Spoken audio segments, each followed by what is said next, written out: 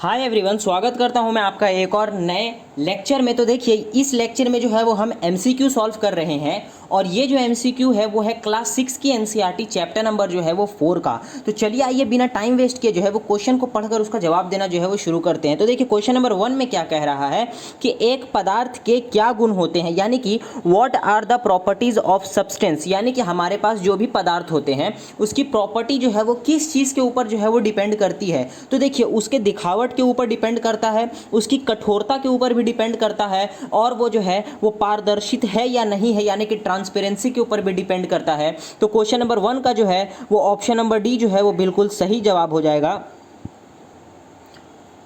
Question number 2 की तरफ move करते हैं। तो देखिए, इसमें क्या कह रहा है कि पारदर्शी वस्तु क्या नहीं है, यानी कि यहाँ पर हमारे पास ऑप्शन दिया हुआ है, इसमें जो है वो हमें बताना है कि ट्रांसपेरेंट ऑब्जेक्ट कौन सा नहीं है। तो चलिए सबसे पहले जो है वो मोटी लकड़ी की बात कर लेते हैं। तो देखिए, ये जो है वो एक ओपेक ऑब्जेक्ट है, ठीक है। तो ऑप्शन तो है क्वेश्चन नंबर 2 का जो है वो ऑप्शन नंबर ए जो है वो बिल्कुल सही जवाब है, ठीक है। लेकिन और नीचे के भी ऑप्शन को देख लेते हैं। तो देखिए, कांच जो है ये जो है वो पारदर्शी यानी ट्रांसपेरेंट होता है, पानी भी और वायु भी ट्रांसपेरेंट होता है, ठीक है। तो क्वेश्चन नंबर 2 का ऑप्शन नंबर ए जो है वो बिल्कुल सही जवाब है। अब नेक्स्ट क्वेश्चन नंबर 3 की तरफ मूव करते हैं। तो देखिए, क्वेश्चन नंबर 3 में क्या कह रहा है कि कठोर पदार्थ किसे कहते हैं, यानी कि what is called a hard substance. जो कठोर पदार्थ होते हैं वो मतलब उसकी प्रॉपर्टी क्या है, ठीक है। तो जिनको दबाना मुश्किल होता है, जी हाँ बिल्कुल, उसी को कठोर कहते हैं। संपीड़ित करना मुश्किल होता है, यानी कि डिफिकल्ट टू कॉम्प्रेस, उसे जो है वो दबाना जो है वो मुश्किल होता है, ठीक है। और question number option number C जो है वो बोल रहे हैं ए और बी दोनों, तो ठीक है।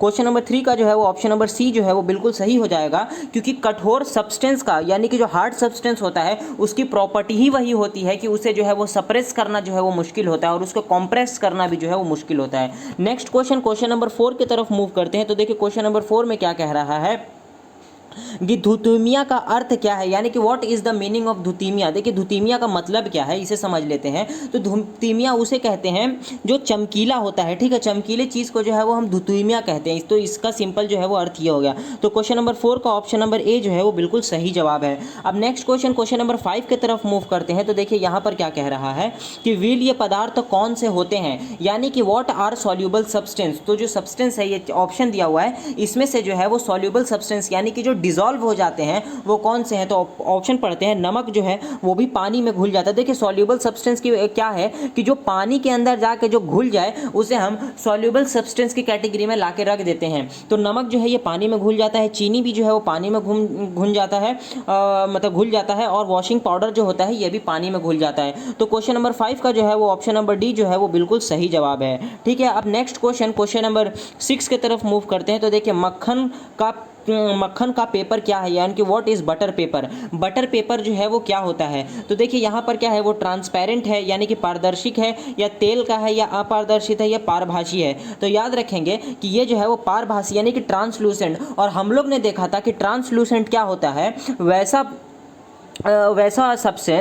सब्सटेंस जिसके आर पार तो हम देख सकते हैं लेकिन जो है वो हमें स्पष्ट दिखाई नहीं देगा, उसी चीज़ को जो है वो हम ट्रांसलूसेंट की कैटेगरी में लाकर रख देते हैं। तो क्वेश्चन नंबर 6 का जो है वो ऑप्शन नंबर डी जो है वो बिल्कुल सही जवाब है। अब नेक्स्ट क्वेश्चन नंबर 7 की तरफ मूव करते हैं। तो देखिए, इसमें क्या कहा गया है कि पारभासी पदार्थ तो कौन सा नहीं है, यानी कि which is not a translucent substance. यहाँ पे ट्रांसलूसेंट कौन सा नहीं है, ठीक है। इसमें जो मोटा पुस्तक है वो ट्रांसलूसेंट नहीं है। देखिए, ऑयल्ड पेपर यानी कि पेपर के ऊपर अगर हम ऑयल अगर लगा देते हैं तो उसे ऑयल पेपर की कैटेगरी में रखना पड़ेगा। ब्लर ग्लास यानी कि ग्लास तो है लेकिन उसके ऊपर ब्लरनेस है, ब्लड है, वो ब्लर जो है उसे जो है वो आर पार जो है प्रॉपर दिखाई नहीं देगा, तो वो भी ट्रांसलूसेंट की सब्सटेंस की कैटेगरी में आता है। और डर्टी वाटर यानी कि गंदा पानी जो है ये भी ट्रांसलूसेंट की कैटेगरी में आता है। क्वेश्चन नंबर 7 का जो है वो ऑप्शन नंबर ए जो है वो बिल्कुल सही जवाब है।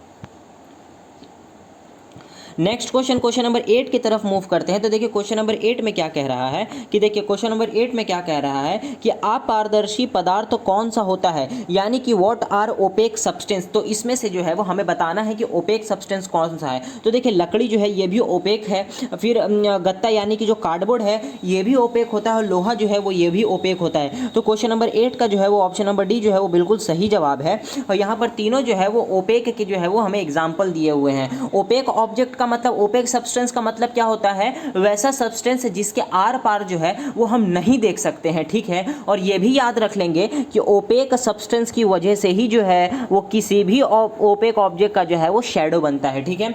अब नेक्स्ट क्वेश्चन नंबर 9 की तरफ मूव करते हैं। तो देखिए क्वेश्चन नंबर 9 में क्या कह रहा है कि पारभासी किसे कहते हैं, यानी कि व्हाट इज कॉल्ड ट्रांसलूसेंट। तो देखिए ट्रांसलूसेंट क्या कहते हैं कि जिन पदार्थ में सूर्य का प्रकाश रुकावट के साथ पार होता है और जिनसे होकर वस्तु को स्पष्ट नहीं देखा जा सकता है। ऑप्शन सी जो है वो ए और बी दोनों। तो आप इसका याद रख लेंगे कि जो सूर्य के प्रकाश को जो है वो रुकावट करता है उसी को हम ट्रांसलूसेंट कहते हैं, और ट्रांसलूसेंट जो है वो हम उससे किसी भी वस्तु को जो है वो स्पष्ट नहीं देख सकते हैं। तो क्वेश्चन नंबर 9 का जो है वो ऑप्शन नंबर सी जो है वो बिल्कुल सही जवाब हो जाएगा।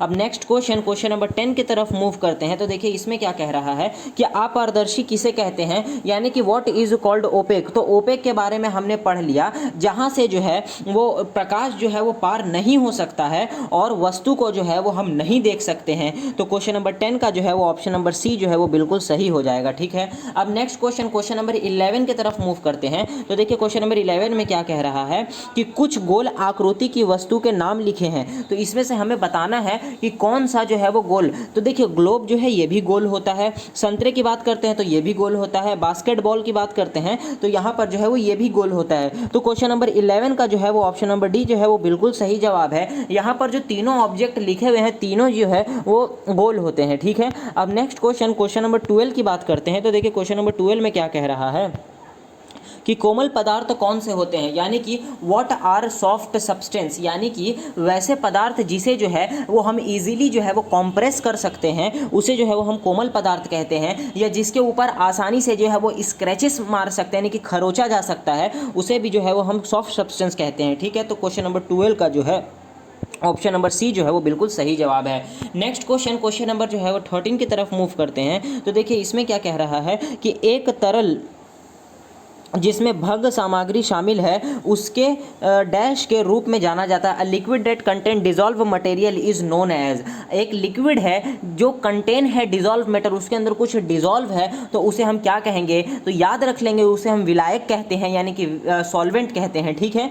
तो क्वेश्चन नंबर 13 का जो है वो ऑप्शन नंबर ए जो है वो बिल्कुल सही जवाब है। अब नेक्स्ट क्वेश्चन नंबर 14 की तरफ और लास्ट क्वेश्चन की तरफ मूव करते हैं। तो देखिए इसमें क्या कहा गया है कि किस पदार्थ को संपीड़ित किया जा सकता है, यानी कि which substance can be compressed, यानी कि इसमें से दबाया कौन सा जा सकता है। तो देखिए चांदी जो है वो कंप्रेस नहीं कर सकते हैं, सोने को भी जो है वो हम कंप्रेस नहीं कर सकते हैं, और लोहे को जो है वो भी हम कंप्रेस नहीं कर सकते हैं। तो मात्र जो है वो वायु एयर को जो है वो हम कंप्रेस कर सकते हैं। तो क्वेश्चन नंबर 14 का जो है वो ऑप्शन नंबर सी जो है वो बिल्कुल सही जवाब है। उम्मीद करता हूं कि आपको ये वाला लेक्चर पसंद आया होगा।